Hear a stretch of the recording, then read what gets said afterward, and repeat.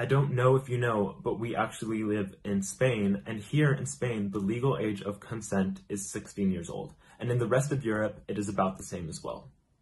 I also have screenshots of him continuing this narrative that he was 16 years old, as you can see in these screenshots here, where he was telling me about something and mentioned that he was 15. I asked him, don't you mean 16? Because that's what he had told me in the earlier FaceTime call, and he insisted that he was 16.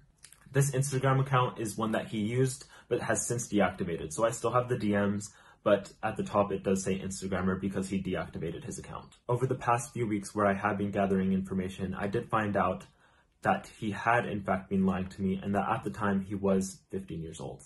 I knew that they were friends, but I didn't really know much about their friendship or the things that they would talk about. I just knew that they were friends.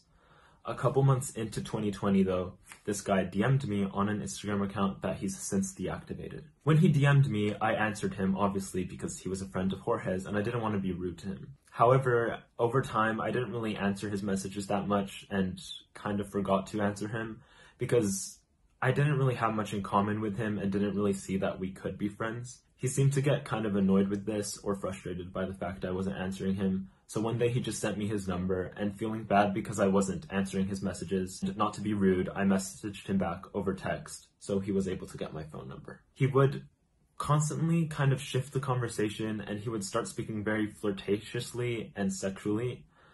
I didn't really think much of it when he did do this because I thought he was just joking around and wasn't being serious, so I mostly just ignored it and didn't play part. However, he did admit to shifting the conversation this way, as you can see in these screenshots, where he admitted that he would shift the conversation to be kind of sexual in a way. During one of the FaceTime calls we had, he also mentioned to me that he was on an app called Grindr, where he would send explicit photos with very overage men and speak sexually with them. I told him he shouldn't be doing that because being on an app like that when you're not over 18 is very unsafe, especially if you're new to it. But like I said, he shouldn't even be on the app because it was 18 plus. One day while I was working out, I received a group FaceTime call from Jorge and this guy. When I saw them calling me, I didn't think anything of it and just answered. Immediately when I answered, Jorge began telling me that this guy had told him that he wanted to see me naked, and then started asking me to get naked.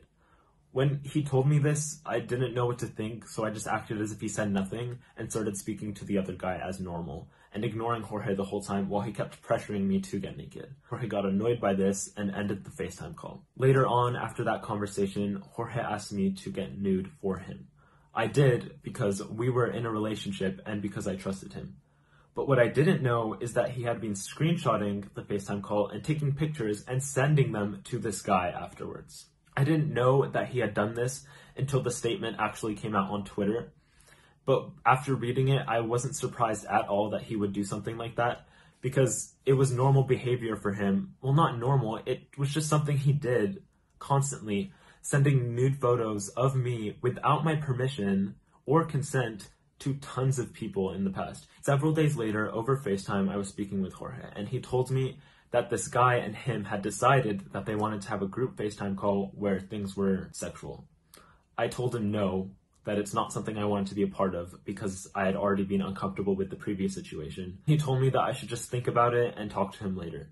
I also just found these messages between Jorge and me where he showed me a screenshot where he told the guy that I had wanted to do things with him, and I never said those things. And you can see that I'm confused why he said that and why he sent that to him, because I never told him. Immediately after I told him no, he got angry and hung up and started ignoring my text messages. That in general made me extremely anxious because it was common for him in the past when we weren't together physically and only had online forms of communication that if he got angry, he would block me and not talk to me for days. So obviously I didn't want to live through that again because I didn't want to not be able to speak to him for days. So I called him back and apologized to him, told him I would take part as long as I could speak to the other person first. On the FaceTime call, just as the previous one, Jorge began trying to get me to get naked. I ignored him and started speaking normally with the other guy.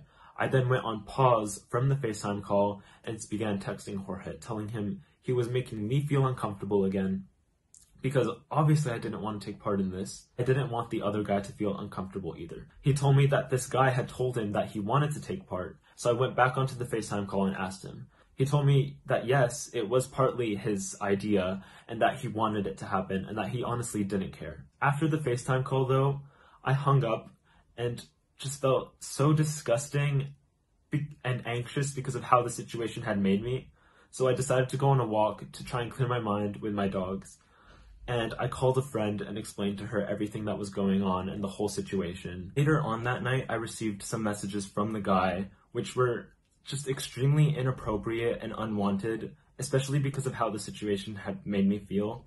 But I get why he thought he could send those messages because of everything that had happened. I didn't answer him and just let it go. I went onto my second Twitter account, DM'd him saying sorry and that I hoped he didn't feel pressured into anything and that I just felt horrible about everything. He messaged me back and told me that he didn't care, it was fine, that it was something he wanted to take part in and enjoyed, and as you saw in those messages before, that's something he wanted to do again. Messages he showed are completely fake. As you can see, these are the real messages, and as you can see, he was insisting on me adding him on Snapchat, and I was just joking around and avoiding it because I didn't want to add him back on Snapchat. He showed me that he had already added me back and found my Snapchat, so I was like, fine, I'll just add him on Snapchat, it can't be that bad. After I added him back, we began speaking about my hair, and I was playing around with filters which changed my hair color because on the text messages, we had been talking about me dyeing my hair. After that conversation had ended, he began telling me he was horny and asked me for nude photos. He even sent me an unsolicited nude photo, once again, himself. I just said no and stopped answering him. He responded by blocking me on Snapchat, which I responded by just blocking him back. That's when I decided I was going to end any conversations with him and not speak to him anymore. I found out that they were actually a friend of the guy from the original accusations and that they actually helped him create this thread. I also learned from them that the guy had not only had them help him, but a bunch of people help him write everything out. I also learned from them that the reason they decided to make things up and make up these accusations was because I had rejected them on Snapchat and was ignoring them. You can see him deciding to do that in these screenshots which were provided to me by the guy, and how he decided he would expose me and therefore also Jorge because I was not speaking to him anymore.